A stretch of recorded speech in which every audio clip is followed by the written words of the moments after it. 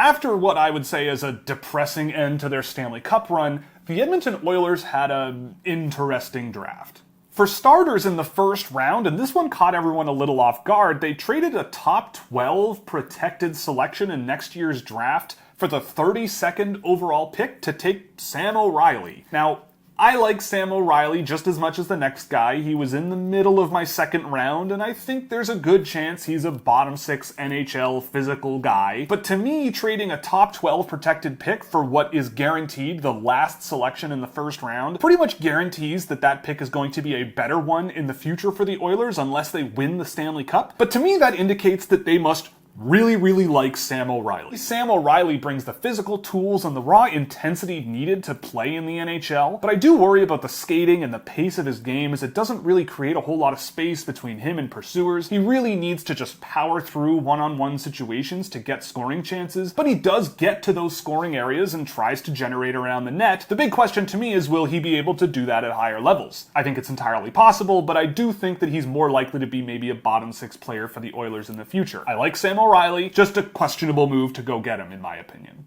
At 64th overall, though, the Edmonton Oilers selected, to me, the best goaltender in the draft in Emil Vinny out of Finland. Now, I did try to dig into goaltenders a little bit more and talk to some people smarter than me about what to look for in goaltenders, and I do think Emil Vinny is one that everybody seems to really like, and I did too. Highly athletic, definitely tracks the puck quite well, put himself in good positions more often than not, and while his save percentage at the Finnish second division level wasn't amazing, I do think that the signs are there for a really good, athletic, smart goaltender that in a long-term situation might be able to fill in on the NHL team. Goaltenders are always tricky to project, but in my opinion, Vinny was about as good a bet as you're going to find in this draft. Then, 100 selections later, the Edmonton Oilers went for Connor Clattenburg, and I went and watched Clattenburg after the draft because I hadn't beforehand. He's a re-entry that was eligible last year, and I don't know, I didn't see a tremendous amount out of him. He's big, he's got some range, but I didn't see someone that I would be clamoring to draft, albeit he was drafted at 160th. But it did seem to be a bit of a pattern with NHL teams in the mid to late rounds of the draft where they just kind of want to bet on the bigger guys, maybe a little bit more experienced, and in that range, if you get a fourth liner, then you've won your draft pick.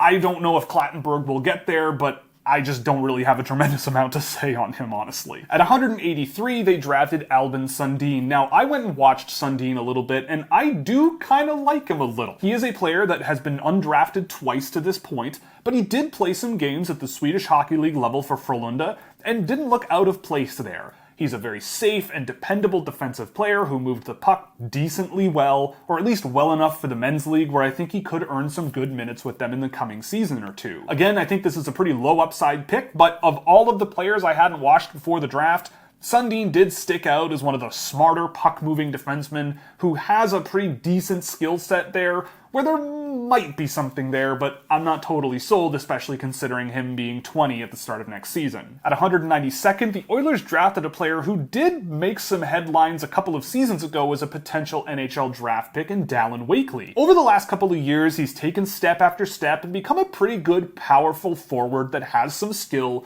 He was among the leading scorers in the OHL this season. And look, at 193rd overall, if you get anything, then great. If he goes straight to the AHL, then you have some AHL depth that you can work with, and the Oilers could use some AHL depth. I don't know if Wakely is a really high upside player. I think his production is good, but doesn't really give me a whole lot of confidence as a top-end NHL player. But this is a decent swing to take because Wakely does bring a lot of the physical tools that you need to play at pro levels in North America. If he plays NHL games, great, but, not so bad. Then at 196th, however, the Oilers went in a direction that I would have probably gone by taking London Knights' William Nickel. Now, Nickel is a player who did not play a tremendous amount this year, and he played down the lineup for the Knights, and he ended up winning a Memorial Cup and did not look that bad in the playoffs playing for this team. I think Nickel is a guy who brings the pace and a really high skill level necessary to be a high point producer at the junior level, and I would expect that players like Easton Cowan graduating will open up jobs for a player like Nickel to play a lot of minutes for London, and I think he brings enough skill and intensity offensively to definitely make it work. He's got a good release on his shot and uses his skill creatively to create opportunities for others, and I have a lot of hope for William Nickel in the next little while, and honestly, if they had drafted him at 160 instead of Clattenburg and ahead of Sundin and Wakely, I would have totally seen why. So to get him at 196th is